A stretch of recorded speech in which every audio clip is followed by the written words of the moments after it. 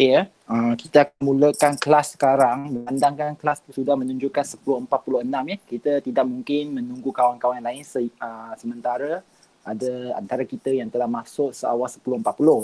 Jadi pertama sekali lagi ya, selamat sejahtera semua. Cikgu nak tanya dulu ya, suara cikgu jelas ke tak? Kepada cikgu nak tanya secara random dulu ya. Joyce Indra, ada Joyce Indra? Joyce Indra. Okey. Nampak sangat buka tapi tak tahu dia dengar ke tak. Eng Ji Xuan. Eng Ji Xuan ada tak? Okey, Eng Ji Xuan pun nampaknya ada je tapi tak tahu kenapa. Nur Fatin Hanani, ada ke tidak? Ada. Okey, baik. Okey, dah soalan respons. Okey. Jadi, pertama sekali ya, sekali lagi cikgu nak sebut ya, selepas nanti mungkin setengah jam nanti cikgu akan sebut semula benda yang sama ya. Jadi, pertama sekali, cikgu nak bagi tahu semua murid. Pertama, memandangkan ini adalah satu kelas pembelajaran dalam talian. Jadi, macam mana cikgu nak mengesahkan kehadiran semua murid yang ada? Pertama sekali, cikgu akan minta supaya nanti pada penghujung kelas 11.30 macam tu, supaya semua orang bukakan kamera. Cikgu ulang ya, 10.30 bukakan kamera handphone ke laptop. Cikgu akan buatkan screenshot Google Grid. Cikgu ulang ya, cikgu akan buatkan screenshot untuk screen yang ada supaya menampakkan sesiapa yang ada dalam grup ini itu kehadiran itu adalah sahih. Okey? Cikgu ulang ya. Cikgu akan minta pertolongan 11.30 nanti supaya semua orang bukakan kamera. Kalau kamera rosak tak apalah. Tapi yang berfungsi minta tolong nanti 11.30 nanti supaya bukakan kamera. Cikgu akan ambilkan screenshot untuk sebagai kehadiran, bukti kehadiran. Itu yang pertama. Kedua, ketika kelas berlangsung, apabila nama anda dipanggil. Cikgu ulang macam tadi cikgu panggil beberapa nama ya, Joyce Indra. Okey, mereka apabila nama anda dipanggil, minta respon. Cikgu minta tolong supaya murid-murid yang ada dalam grup ini, apabila nama anda terpilih untuk menjawab, sila bukakan mic dan jawab. Kalau tidak, cikgu akan rasa kelas ini ibarat kamu bukakan handphone ataupun laptop padahal kamu buat kerja yang lain. Bukan cikgu tidak percaya pada murid, tapi inilah apa yang teknologi boleh buat sekarang. Jadi, harap anda semua faham ya. Lord Jensen, ada Lord Jensen? Ada. Okey, baik. Jadi, apabila nama anda dipanggil, ini perkara kedua, sila beri respon. Kalau tidak beri respon, nama anda akan dicatat, maaf boleh buat kan. Jadi, ini adalah kita yang boleh buat, dicatat sebagai tidak hadir lah. Okey, jadi kita akan mulakan kelas sekarang. Kita akan belajar bab kelima ya, genetik.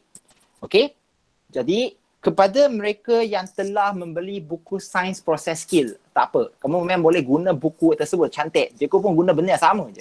Jawapan pun ada kat sini. Okey. Kepada mereka yang tidak ada buku Sains Proses Skill, jangan risau.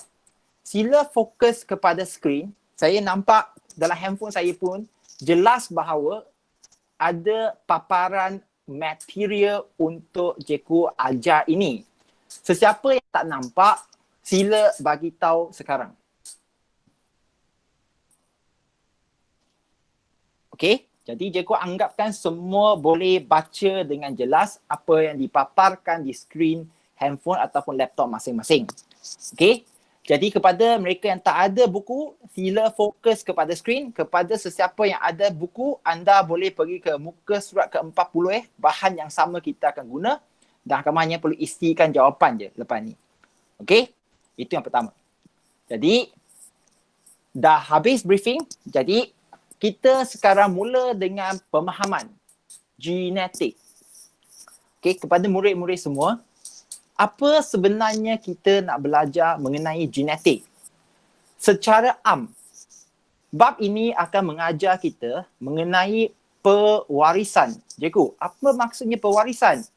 Maksud dia, macam mana satu ciri, cikgu ulang, satu ciri dari ibu bapa boleh diwariskan kepada anak-anaknya. Okey, cikgu ulang ya. Satu ciri daripada ibu bapa diwariskan kepada anak-anaknya. Jadi contoh, rambut anda kerinting, contoh. Mak ayah seorang rambut kerinting. Jadi kenapa bukan rambut yang lurus yang diturunkan? Kenapa rambut kerinting? Satu, itu kita perlu cuba tanya dan cuba soalkan. Antara soalan yang umum juga, macam mana ibu bapa boleh menentukan jantina anak? Cikgu ulang, macam mana ibu bapa boleh menentukan jantina anak? Contoh, banyak orang kita dengar daripada segi media ataupun drama, kita difahamkan bahawa untuk mendapatkan anak lelaki, itu merupakan tanggungjawab daripada ibu.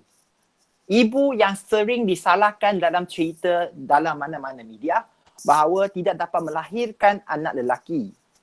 Jadi, betul ke tidak konsep ini bahawa ibu yang perlu disalahkan dengan tidak dapat melahirkan anak lelaki?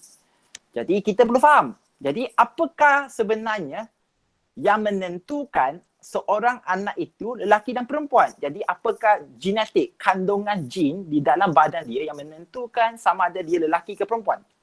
Ya, cikgu, mesti ada orang tanya, cikgu, senanglah lelaki perempuan tengok daripada segi fizikal. Lelaki ada benda sulit itu, perempuan tak ada. Jadi, cikgu nak tanya balik pada semua orang secara umum, mana datangnya benda itu? Atau benda sulit itu ataupun alat ataupun organ pembiakan tersebut? Dari mana anda warisi, okey, jin yang bakal bertumbuhnya organ tersebut? Jadi ini adalah persoalan yang kita perlu dapat gambaran sebelum kita mulakan kelas ini. Okey. Muhammad Zamaru, ada anda faham ke tak? Muhammad Zamaru Ikram? Faham, cikgu, faham. Okey, baik. Jadi kita sekarang sambung untuk benda-benda yang asas. Okey.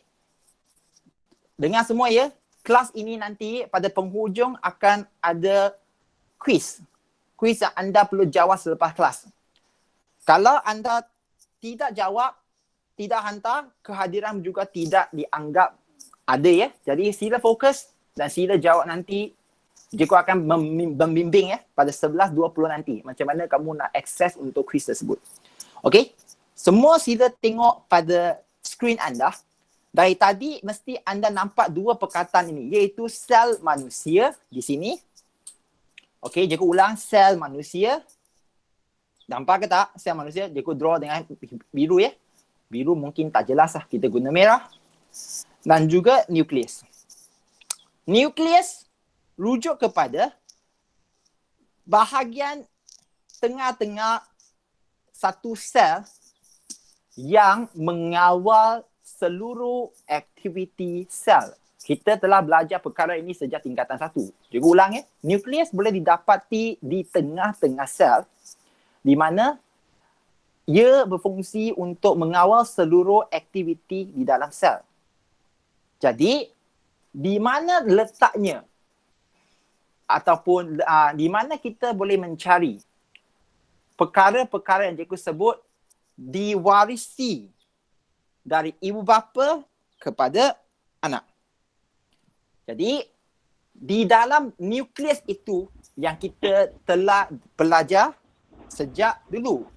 Apa yang ada di dalam nukleus? Soalan pertama, apa yang ada di dalam nukleus? Kepada murid yang baru masuk, sila tutupkan mic anda ya. Saya tak tahu siapa yang tengah buka mic ini. Okey, minta tolong tutupkan mic.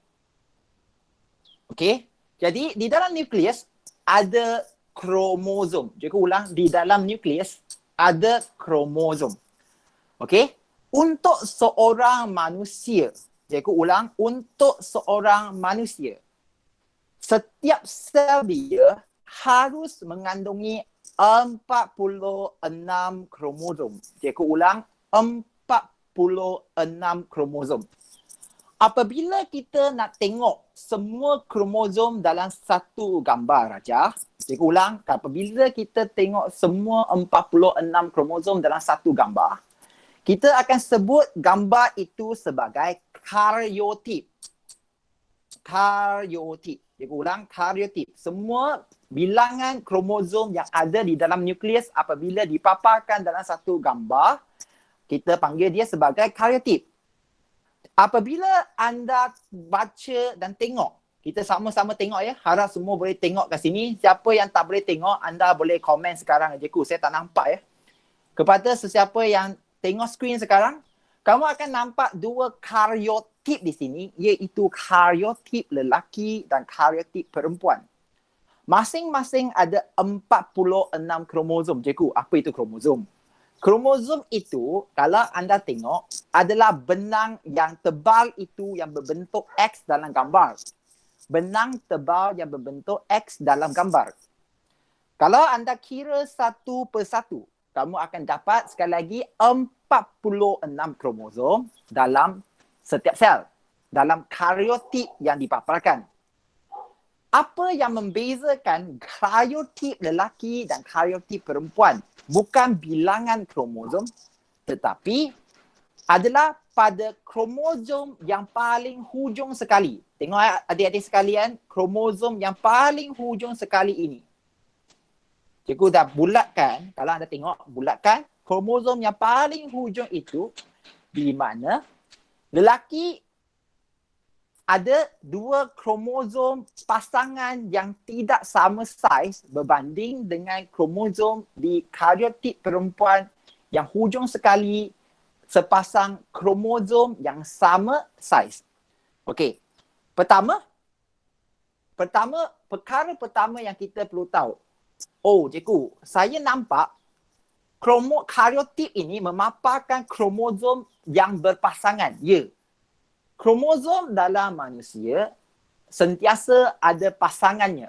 Pasangan yang sama saiz, itulah kita namakan sebagai, adik-adik sekalian, kromosom homolog. Kromosom homolog. Iaitu pasangan kromosom, dia ulang, pasangan kromosom yang sama panjang.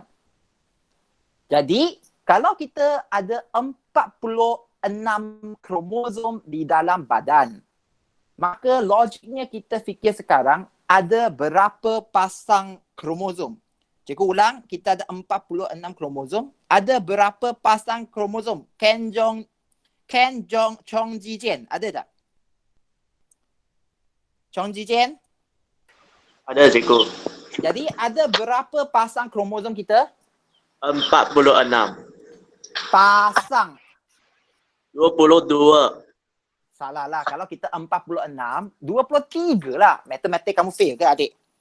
Tak. 23 pasang kromosom.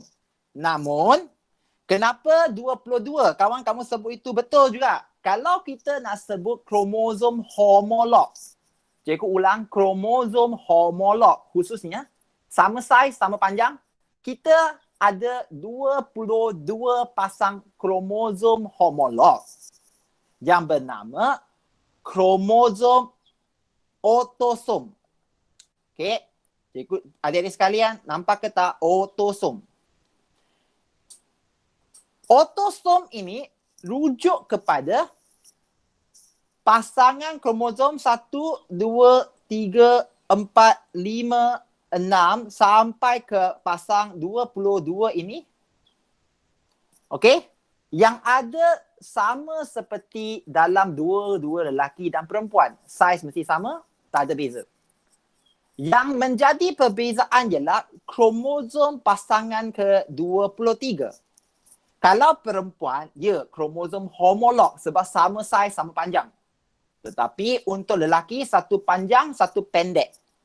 Okey? Liang Wenkai. Faham ke tak Liang Wenkai?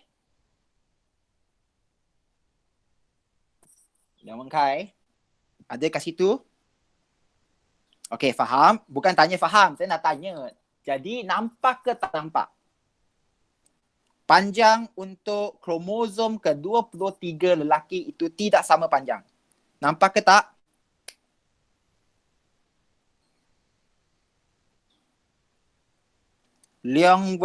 Nampak. Bukan. Leong Wen Kai. Nampak ke tak Leong Wen Kai?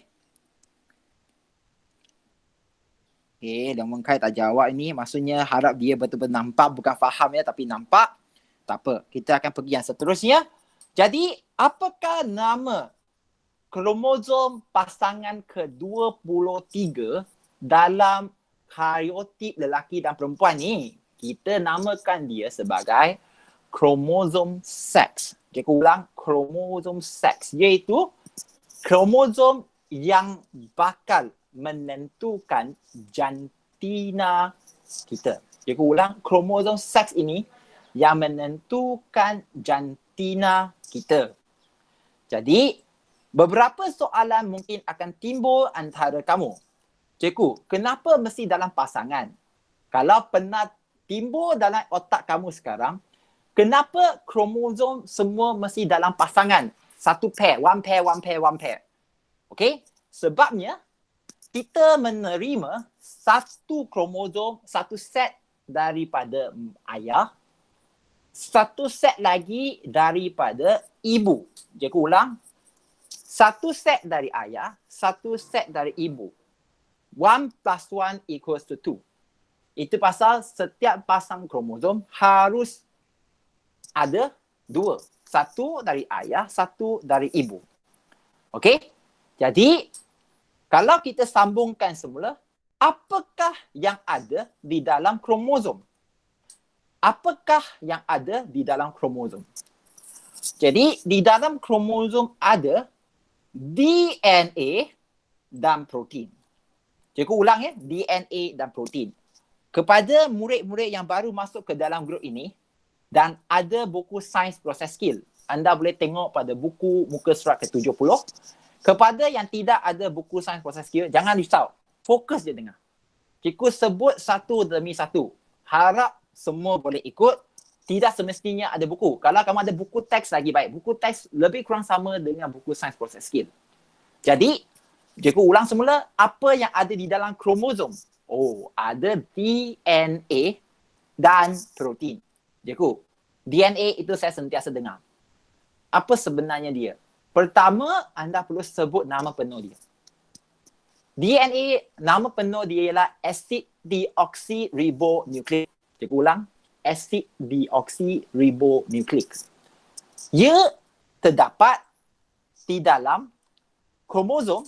Kalau anda tengok bahagian kromosom sini, yang berbentuk berapa rantai. Adik-adik sekalian, kalau kita tengok ada berapa rantai di sini, Wen Jia Qian, ada berapa rantai di sini?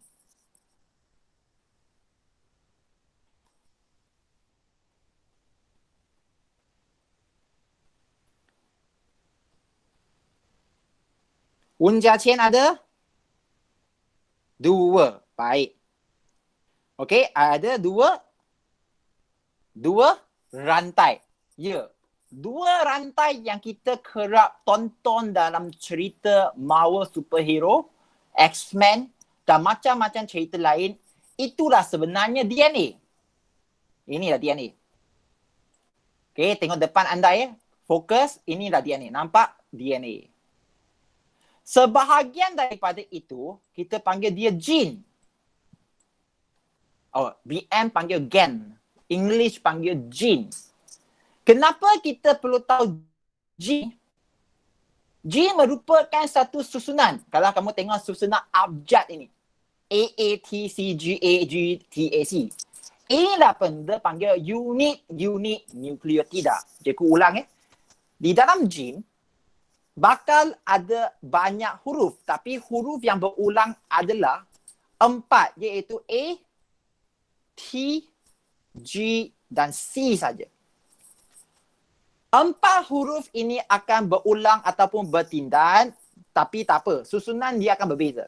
Susunan itu merujukkan kepada gen ataupun gene. Saya ulang ya. Unit-unit nuklear tidak ini yang akan membentukkan jin atau gen. Jin ini yang menentukan kalau anda tengok kawan kamu ataupun kamu tengok diri sendiri. Kenapa kulit anda warna berlainan daripada orang lain? Sebab jin warna kulit kamu berbeza. Jadi ulang, jin warna kulit anda berbeza. Kalau kamu ada jin yang putih, putihlah kamu. Kalau kamu ada jin kulit yang hitam, hitamlah kamu. Jadi itu adalah penentuan dan dari dalam badan kamu, keluar badan kamu. Cikgu ulang, kita sekarang belajar bab 5 genetik. Kita harus memahami apakah yang mempengaruhi kamu nampak lain daripada orang lain. Contoh, biasanya mata Cina ataupun kawan-kawan Cina kita, kamu akan kaitkan dengan mata sepet. Mata bentuk yang macam Korea. Mata orang putih, besar, celik. Ya, apa yang buatkan mereka beza? Sebab jin itu. Jin dalam sel mereka, kalau BM gen lah. Tapi cikgu memang tak biasa sebut gen. Macam nak muntah sebut gen. Jadi jin itu yang membuatkan dia beza. Jadi, tadi ada orang paling awal masuk, Wong Kayan. Ada Wong Kayan tadi. Dia dah keluar Wong Kayan. Okey. Cikgu pilih lagi seorang. Muhammad Danny Dewan, ada? Mr. Dewan? Muhammad Danny Dewan? Baik. Okey, ada je. Lee Wei, boleh faham ke tak sehingga sekarang? Lee Wei, boleh faham ke tak?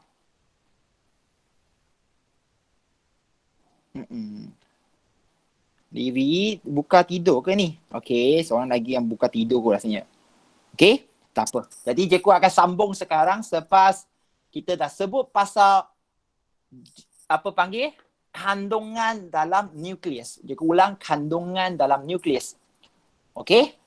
Jadi statement yang sekarang adalah kepada mereka yang ada handphone, cikgu boleh baca dengan jelas kat handphone cikgu ya. Cikgu harap kamu pun boleh baca sendiri. Manusia mempunyai 46 kromosom, iaitu 22 pasang autosom dan sepasang kromosom seks. Jumlah dia 23 pasang. Jumlah dia 23 pasang. Set kromosom yang lengkap ini disebut sebagai karyotip yang berbentuk berbenang halus dalam nukleus sel yang terdiri daripada DNA, iaitu asid deoxyribonucleic dan protein.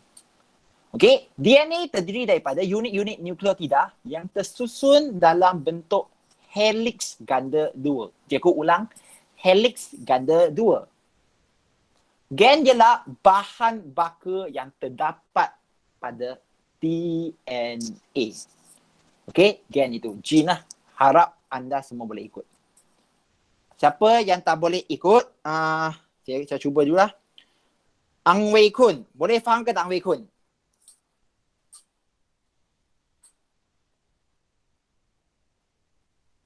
Wei Kun, tidur ke? Oh boleh, terima kasih. Jadi cikgu cuba lagi dengan online. Nur Anis Nabila. Boleh faham ke tak?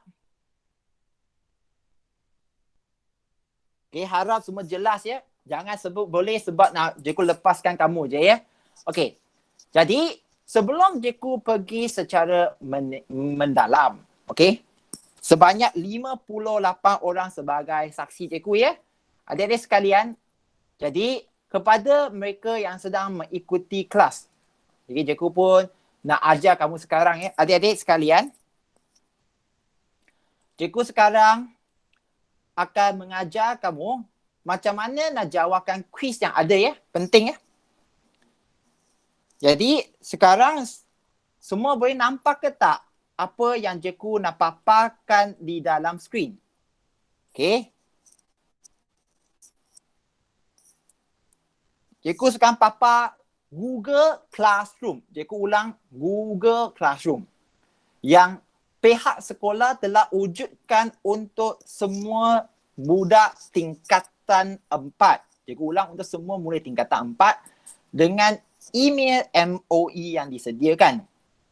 Dengar baik-baik ya. Cikgu Sarifu pun ada buat assignment untuk kamu. Cikgu pula telah membuat 2 assignment. Cikgu ulang ya, 2 kerja untuk kamu lepas ni. Pertama, cikgu telah memberikan anda nota. Wah, cepatnya ada orang sudah hantar. Wow, siapa orang itu? Oh, Kong Jia Hui. Thank you dah siap rupanya. Terbaik.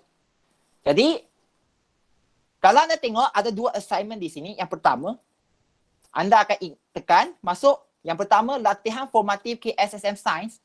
Kamu akan buka satu file Google dokumen yang bernama latihan formatif KSSM Science tingkatan 4 bab 5 genetik. Okey. Di sini akan ada ruang kosong yang berwarna merah. Sila tukarkan kepada tulisan yang merah. Isikan setiap satu selepas kelas inilah. Kamu boleh buat tempoh tamat sehingga minggu depan. Kalau anda nak main hantam jawapan, boleh je. Tapi kamu tak faham you punya hal lah. Cikgu dah cuba yang seboleh-bolehnya buatkan nota seringkas mana boleh untuk anda buat ulang kaji memahami bab ini. Jadi, nota itu sudah ada dalam bentuk latihan formatif ini. Anda akan jawab dan anda akan hantar. Lepas dah jawab, kamu akan hantar. Yang akan menjadi bentuk macam ni. Jadi, cikgu telah menghantar kepada 92 orang. 93 lah. Setakat sekarang ada seorang yang telah hantar, nama dia Kong Jia Hui. Cikgu boleh akses apa yang kamu dah isikan. Jadi, kepada murid Kong Jia Hui yang tanya ya, kelas mana nanti tinggalkan mesej, cikgu nak bagi hadiah angpau ni. Okey, cikgu nak bagi, bukan angpau, tidak. Green pau, ya. Green pau ada duit RM5 ya. Sila bagi tahu kat kita ni, cikgu tak tahu macam mana nak cari kamu. Kenapa kamu hantar balik kerja yang kosong ni? Okey, tak payahlah, tak payah bagi ni. Okey, jadi cikgu akan hantar balik semula kerja kamu. Sila buat semula. Okey, sila buat semula. Okey, ampau itu dah tarik balik semula ya. Jangan gelak, itu yang realiti sedang berlaku. Hantar balik kerja kosong, cikgu tak nak. Jadi pastikan anda isikan. Okey? Jadi contoh, kalau kamu nak buat, nanti kamu akan padamkan ini, tuliskan semula dengan tulisan merah. Guna handphone pun boleh je. Okay. Siti Maisaro. Boleh faham ke tak?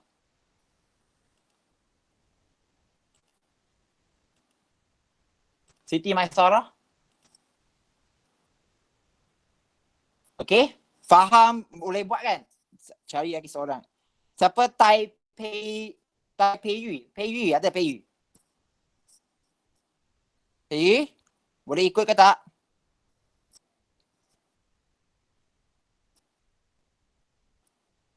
Okey, ini adalah kerja pertama. Cikgu ulang kerja pertama. Ada 2 kerja je. Jadi kerja pertama, isi tempat kosong ini. Kamu boleh rujuk buku ataupun dengar fokus baik-baik apa yang cikgu cakap dalam kelas sekarang. Kedua, senang. Sangat senang. Jangan takut, kerja sangat senang. Kerja kedua, ini yang pertama. Ini yang kedua. Kedua paling senang ialah kamu akan bukakan YouTube link ini. Okey, kamu akan buka YouTube link ini. Nampak ke tak murid-murid sekalian? Jawab cikgu nak tengok apa yang cikgu sudah paparkan tadi. Boleh nampak ke tak murid-murid sekalian?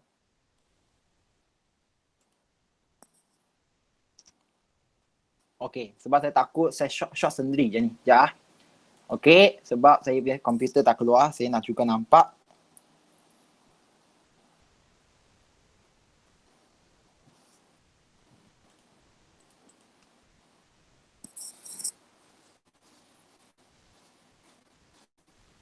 Okey, terbaik. Jadi, kamu akan buka nanti yang ini. Okey. Kamu akan tonton YouTube ini bermula dari minit kedua 2.35 hingga habis untuk mempelajari apa itu mitosis. Cikgu ulang, apa itu mitosis. Lepas dah tonton, sila pergi ke student work ini, hand in, hantar je. Wah, Siti Nadia sudah tonton. Siti Nadia ada. Bio sebab Jeku buat dalam bio tapi benda yang sama digunakan untuk sains. Jadi Jeku malas untuk tukarkan tajuk. Faham ke tak? Jadi Siti Nadia, ada tak? Dah tonton ke? Siti Nadia? Wah, Siti Nadia dah tonton ya. Cikgu pun tak tahu ya ke tidak ya. Ini cepat ni. Macam menipu je ni. Okay. Kelas kod. Tak apa. Dia MOE tu nanti pandai-pandai lah. Kamu cari guru kelas, kamu masuk ke dalam grup ini ya. Jadi cikgu ulang semula. Ada 2 kerja yang ringkas. Yang anda perlu buat selepas ini.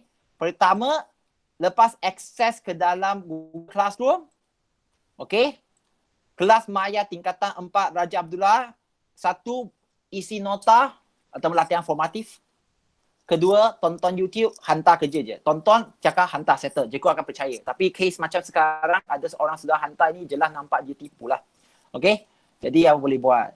Okay? Jadi, kita sambung semula. Okay? Dalam bab ini genetik, okay? Kita akan belajar 2 istilah secara umum. Iaitu mitosis dan meiosis. Cikgu ulang, mitosis dan meiosis. Bukan mayonis lah. Meiosis. Apa itu mitosis, cikgu? Mitosis merupakan proses pembahagian sel yang menghasilkan sel-sel yang sama dari segi genetik. Cikgu, kenapa aku kisah nak belajar? Betul kan? Biasa kita akan tanya, benda ini kenapa kita nak belajar? Contoh, bayangkan satu hari, tangan kamu terluka. Cikgu ulang, tangan kamu luka. Luka dipotong pisau. Macam mana sel dalam badan kamu nak bertumbuh? Cikgu ulang, bertumbuh, menambahkan bilangan supaya tutupkan luka itu. Nampak ke tak? Jadi macam mana?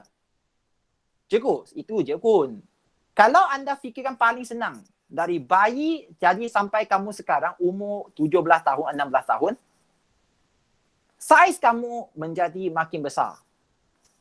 Macam manakah bilangan sel-sel badan kamu bertambah sehingga menjadi macam kamu sekarang besar sangat. Ada yang sampai 180 cm, lebih tinggi daripada cikgu. Jadi, bukan ke saiz itu yang bertambah, sel saiz yang bertambah. Tidak. Yang bertambah sebenarnya ialah bilangan sel dalam badan kita. Jadi, untuk pertumbuhan. Jadi, benda-benda ini ada kaitan sebab mitosis ini yang membuatkan anda hidup sampai sekarang. Cikgu ulang, yang membuatkan anda hidup. Jadi, anda perlu faham macam mana mekanisme badan anda hidup. Kalau tidak, masa akan datang, kamu mungkin akan percaya pada benda-benda yang salah. Maka kamu akan memberikan fakta-fakta sains yang salah. Okey? Jadi, di manakah bahagian badan kita yang berlakunya mitosis? Cikgu ulang, di manakah bahagian badan kita yang berlaku mitosis? Secara seluruh badan anda. Cikgu ulang ya. Seluruh badan kamu. Kecuali 2 tempat je. Yang umum iaitu testis dan ovum. Bukan ovum pula. Testis dan ovari. Okey, cikgu ulang ya. Seluruh badan kamu sekarang sedang menjalankan mitosis. Okey, dari jantung, kulit, ke mana-mana tempat. Sel-sel kulit di rambut pun dia. Okey? Jadi, nama-nama sel-sel seluruh badan selain daripada sel-sel pembiakan kamu, kita namakan dia sebagai sel soma. Cikgu ulang, sel soma. Sel-sel selain daripada sel pembiakan, sperma dan ovum. Selain daripada 2 itu, kita semua panggilkan dia sebagai sel soma. Okey? Di pokok pula, mana kita boleh jumpa mitosis berlaku di dalam pokok? Secara pokok hanya berlaku di 2 tempat saja untuk mitosis. Okey? Antara dia ialah hujung pucuk dan hujung akar. Sebab pokok akan memanjang. Cikgu ulang, pokok akan memanjang. Maksudnya menjadi makin tinggi. Become taller. So, hujung pucuk dia akan mitosis, hujung akar pun akan mitosis. Tengok dua arrow yang cikgu lukis itu. Jadi, tempat itu mitosis yang paling kerap berlaku untuk menambahkan bilangan sel, memanjangkan pokok. Jadi, apakah kepentingan mitosis? Seperti yang disebutkan tadi, untuk menghasilkan sel baharu untuk pertumbuhan dan menggantikan sel rosak. Dan pada masa yang sama untuk memastikan bilangan kromosom pada sel anak dan sel induk sentiasa sama. Kita tak nak nanti bilangan kromosom berbeza. Sepatutnya tangan kamu hasilkan kulit yang warna macam tangan kamu sekarang, contoh warna coklat. Tiba-tiba mitosis menghasilkan kulit yang berwarna putih. Jadi lain pula. Kita nak kekalkan benda yang sama. Apa yang menjadikan anda lain daripada orang lain. Okey? Wong Zhenhao. Boleh faham tak Wong Zhenhao? Boleh, boleh. Boleh ya. Kristina? Kristina ada? Kristina Kaisara? Kristina Kaisara. Boleh. Okey, terima kasih ya sebab anda berespon kepada cikgu ni. Okey. Jadi, apa itu meiosis? Cikgu dah sebut mitosis, sekarang meiosis. Jangan risau. Hari ini kita tak belajar peringkat mitosis dan meiosis. Fokus kita adalah gambaran je dari nukleus, ada kromosom. Kita tahu manusia ada 46 kromosom. 22 pasang otosom, 1 pasang kromosom seks. Dalam kromosom ada protein dan DNA. Okey? Jadi, jin itu menentukan ciri. Dan kita juga tahu bahawa ada proses mitosis yang sentiasa berlaku dalam badan, khususnya untuk manusia, untuk menggantikan sel yang mati, okey, dan mengekalkan, pastikan bilangan kromosom 46 itu sentiasa dikekalkan. Namun, apabila kita belajar secara mendalam sikit je, adik-adik sekalian, untuk mengekalkan bilangan 46 kromosom, kalau apabila kamu sudah kahwin, kamu bersama pasangan kamu, badan anda tidak melakukan sesuatu. Cikgu ulang, badan kamu tidak melakukan sesuatu. Kalau sel anda bersama dengan sel pasangan anda bercantum melalui persenyawaan. Cikgu ulang, sel bercantum antara kamu dengan pasangan. Kalau tanpa apa-apa perubahan, apa yang akan berlaku pada bilangan kromosom? Akan berganda dari 46 menjadi 92. Mungkin ada antara kamu cakap, cikgu, perkara ini baik sebab makin banyak kromosom, makin hebat kita. Untuk anda semua faham pada sekarang, bilangan kromosom yang banyak tidak menandakan anda akan jadi seorang yang lebih hebat seperti Superman. Cikgu ulang ya. Bilangan kromosom yang lebih banyak tidak akan menjadikan anda seorang superhuman ataupun Superman. Contoh, ada satu penyakit yang bernama sindrom Down. Cikgu ulang, sindrom Down.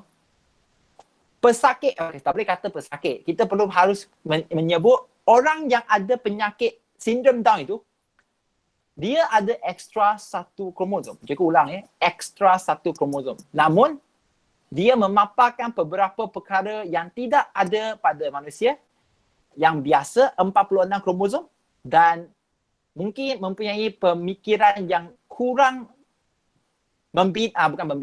kurang sihat berbanding dengan orang yang biasa. Bukan semua ya.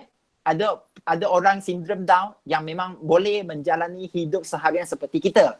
Tapi dia ada ciri-ciri fizikal yang lain daripada orang yang mungkin menyukarkan hidup mereka. Jadi, ekstra satu kromosom bukannya menjadi dia ada superpower, tetapi menjadi dia ada kecacatan. Jadi, untuk mengekalkan bilangan kromosom badan kita dari kekal 46, jadi sebelum persenyawaan berlaku, kita sedia maklum bahawa lelaki akan menghasilkan sperma, manakala perempuan akan menghasilkan ovum. Jadi, sperma akan mendapat separuh. Cikgu ulang, sperma akan mendapat separuh daripada jumlah kromosom yang ada dari badan. Sama seperti ovum, separuh daripada bilangan kromosom yang ada dalam badan sel kita melalui proses meiosis. Meiosis ialah pembahagian sel. Sama macam mitosis pembahagian sel. Tetapi bukan menghasil sel soma. Tetapi menghasilkan gamet. Cikgu, apa itu gamet? Gamet itu ialah sperma dan ovum. Nama khas untuk sperma dan ovum, gamet. Tetapi dengan bilangan kromosom yang separuh sahaja. Cikgu ulang, dengan bilangan kromosom yang separuh. Okey, maksudnya sperma dan ovum mempunyai berapa kromosom? Okey. Sharifah ada, Sharifah? Sharifah ada?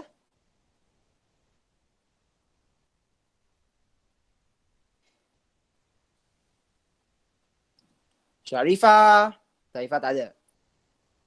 Okey. Kita pilih lagi orang. Ayo, cikgu perlu pilih macam ni yang jam ni.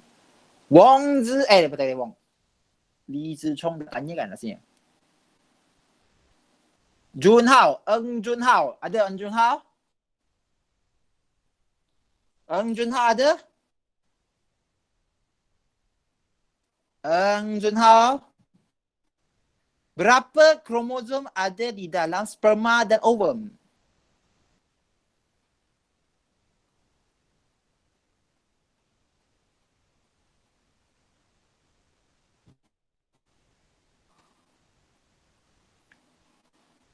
Junhao, ada berapa kromosom di dalam sperma dan ovum? Bukan ada yang sebenarnya jawapan dia. Adik, Junhao. Junhao, separuhkan bilangan kromosom dalam badan. Separuhkan bilangan kromosom dalam badan. 46 seberapa?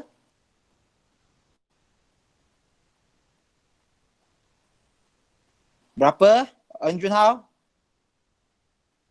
46 bahagi 2 berapa?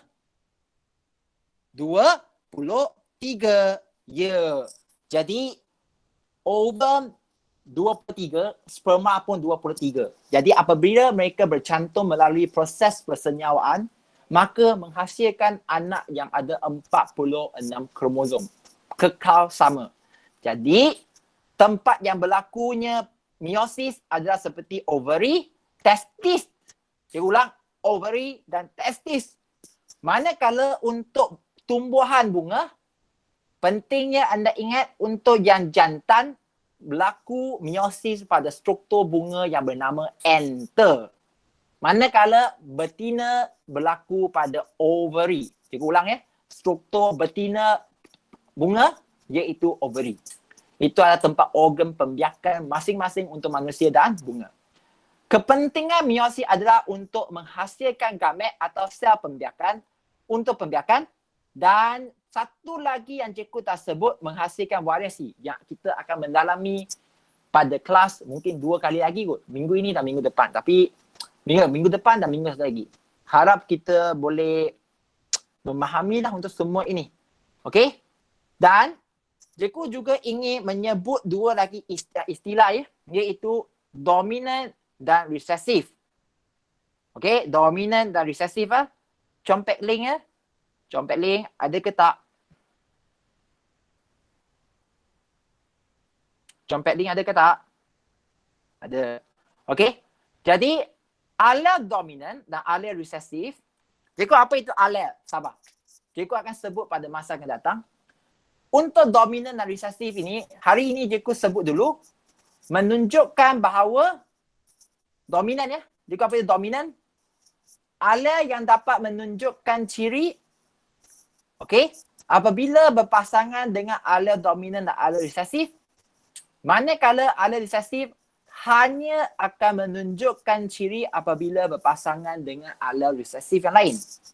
Hanya berpasangan dengan alel resesif yang lain. Cikgu, apa ini? Tak apa. Kita akan membukakan Q&A sekarang sehingga tadi penerangan is. Okey, murid-murid sekalian, siapa ada soalan? Sebelum cikgu buat screenshot untuk semua ya. Siapa ada soalan? Murid-murid sekalian, siapa ada soalan?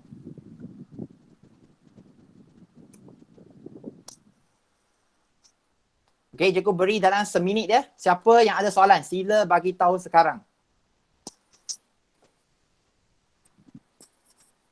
Haris tadi ada sebut pasal apa? Yang pasal syndrome Down.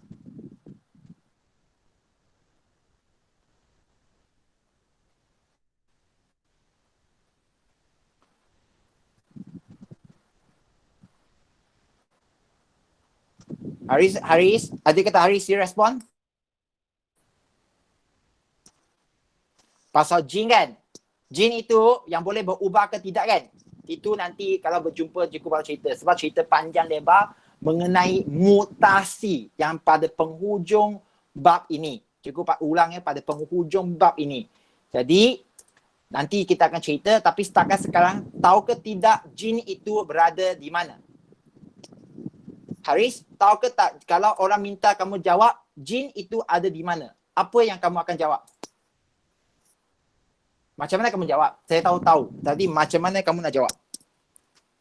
Di manakah jin kita?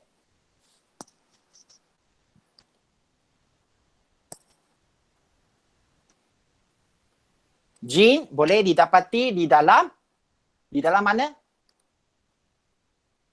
Di dalam kromosom ataupun nukleus sel ya. Jadi murid-murid sekalian, jadi sekarang kita nak buat screenshot ya. Minta izin semua ya. Jadi sesiapa yang ada di dalam grup ini, minta tolong sekarang supaya kejap ya. Aku nak pun susah ni sebenarnya. Jap. Jadi aku guna laptop satu lagi lah.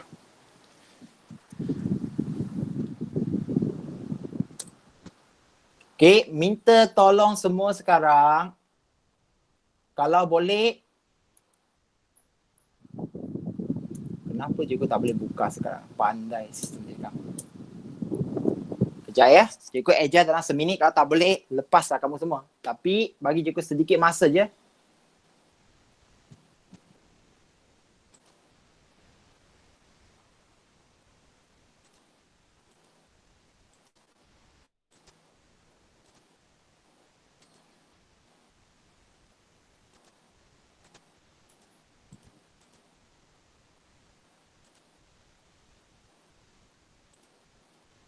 Okey, nampaknya anda terlepas daripada cikgu lah sebab memang ada sedikit masalah untuk sistem ini. Jadi, cikgu akan tamatkan kelas ini dalam seminit lagi ini. Harap semua orang boleh ikut. Siapa ada lagi yang soalan? Murid-murid ada siapa lagi yang soalan? Okey.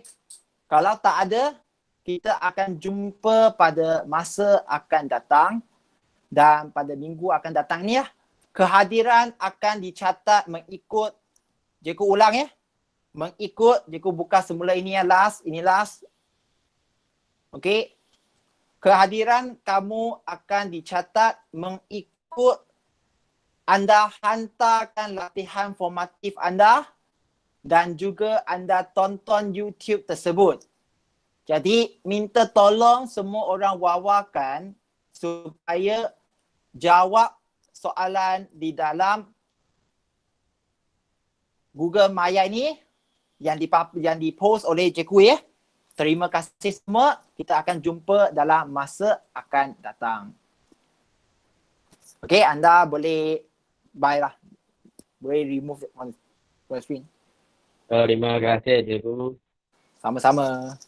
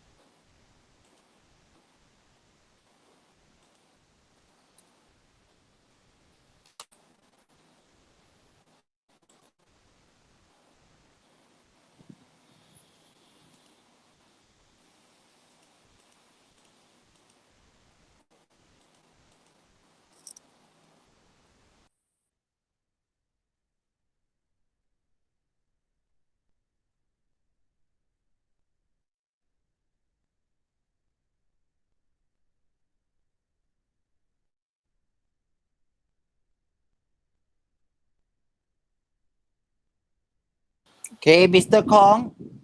Are you there, Mr. Kong?